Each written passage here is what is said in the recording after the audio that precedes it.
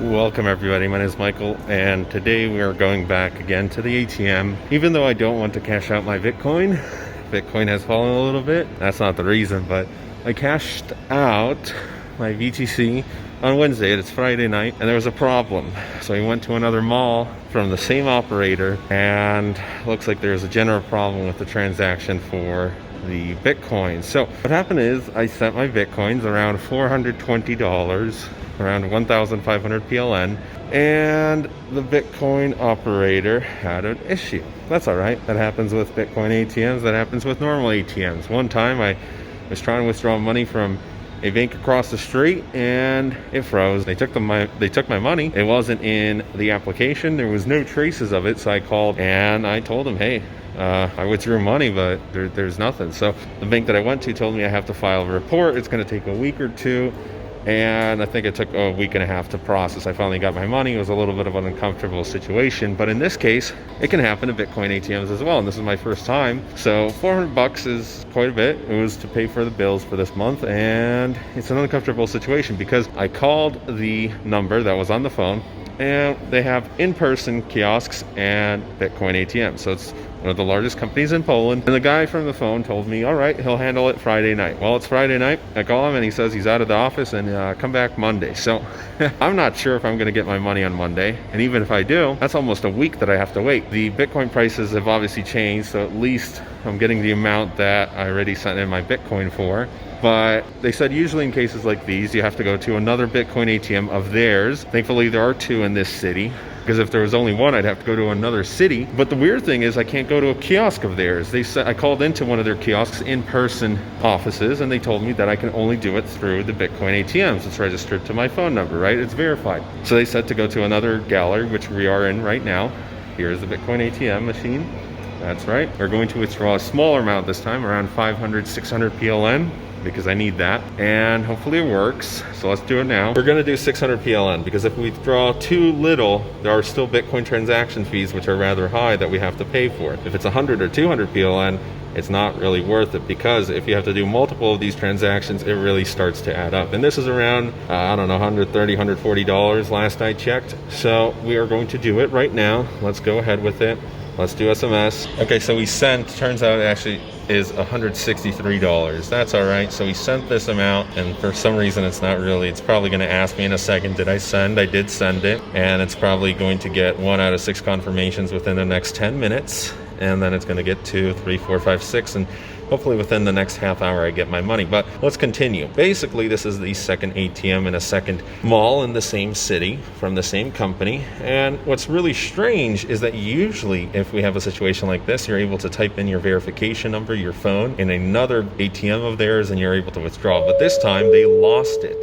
All right, this is a little weird because now we're waiting 2 minutes and there's no message. So that's all right. Hopefully everything's going to be okay. A little bit nervous because at this point, there we go. Yes, I did send. All right, thank you.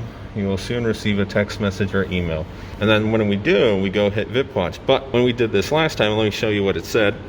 So we had multiple error messages. The first error message was that they were out of money, and I understand that. So I called in and they said they actually refilled it. I'm not sure if they were telling the truth or not, but whether they were, if they were, then that means there's an error with the machine. If they didn't fill in, usually people in Poland would put in anywhere from 30,000 to 60,000, maybe even up to 100,000 PLN, and it would refill whenever someone would purchase Bitcoin, whether it's a larger or smaller deal. Depending on how many customers, the people behind this company would have to refill every week, every 2 weeks, even every month if there's not that much traffic, or if there's a lot of people who are purchasing Bitcoin instead of selling Bitcoin. So it ran out of cash, and that's one of the big issues when you're a Bitcoin ATM operator, and that's something I have to think about, and anybody else who's interested in this business. And usually that should be no problem. So I called the line. They said they refilled it. Let's try it again. So I did try it again, and I got a second message that this time there's just a general problem. So I called the number. They told me to return later in the day. I did. And a few hours later, there was no sell option. When there is no sell option, the only option is to purchase. That means that they don't have any money inside, or there's an issue with the ATM. I called a gentleman on the phone. He told me Friday night to call him and everything's going to be okay. It's a little weird that he's promising something and he's saying, oh, he's got so much work. Friday night comes around. I sent him an email. I spoke with him and he says Monday.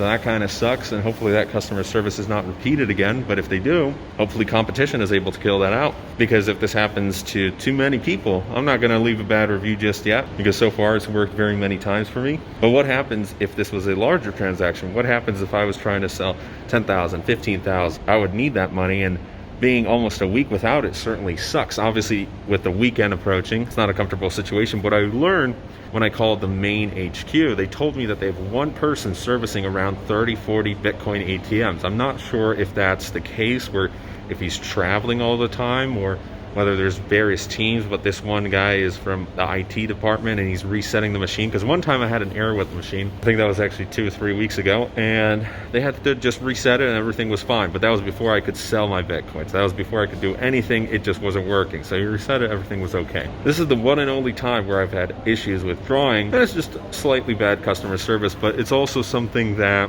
I noticed in Eastern Europe, especially in Ukraine. Their customer service is far behind. America's light years ahead. You know, the customer is always right. Amazon's policy. Trying to get a refund over here is a disaster. When I had an issue with a product, it took 5 weeks. 5 weeks with a company. Of course, these are separate issues, but it just goes to show with certain things such as Bitcoin ATMs, they're so new and it's so deeply ingrained in the culture that the customer service might just be bad, not because it's a bad company, but it's just because everyone's raised like that. So I suspect that if a foreign company came into the market over here and suddenly wanted to dominate with, let's say, 50 ATMs, they could probably do so, and they could probably easily beat out the competition if they had better rates, or even if they had worse rates but better customer service. If anything happened, they were able to fix it in the same day instead of having to wait a few days. All these other companies would either die out or they'd have to get on top of their game. So let's see. Okay, so I did receive a text message that it's ready. I actually received it twice, probably glitching out. That's all right. Let's do VipWatch. All right, we're gonna verify by SMS. And today, thankfully, it's working. There we go. We had 600. Voila, perfect, beautiful. I still wanted to make a video though, because this is only about 1/3 of what I'm still missing. Not a comfortable situation. Yeah, all right. So hopefully come Monday, when I reach out to the individual again, he's able to program in the number that I put in to verify into a specific, just one ATM, the one nearest my house, not this gallery. And I'm able to take out my money and everything's gonna be fine. And you know, if I'm gonna be forced to use these ATMs in the future, when I'm cashing more out over the next 2 months before I run back to America, then we should be good if everything's gonna be fine. But if not, and if other issues happen, the reason I'm making this video is because I was reading reviews about other Bitcoin ATMs, and there's some Bitcoin ATMs in this area by other companies that have absolutely terrible reviews. And I'm not blaming this company, I'm blaming just the general lack of customer service, or how the customer service rather is designed. And I've noticed in Ukraine it's even worse. You try getting a refund or try getting help with anything, when you call in helplines for companies, I think this definitely needs to be changed going forward as we get more American products and more American companies over here in Eastern Europe. And if they're trying to create their own innovative products and companies, then they have to fix their customer support. So thankfully everything works. But it's also an uncomfortable situation if someone doesn't have any money and it's their last remaining money, and it's the last days to pay off their bills. And sure, obviously they should have planned ahead, but something stops working. They need to figure out a way to have more Bitcoin ATMs in each city, in each of the larger cities, because they're also placing them in the smaller cities, and have more people who are able to fix them on time.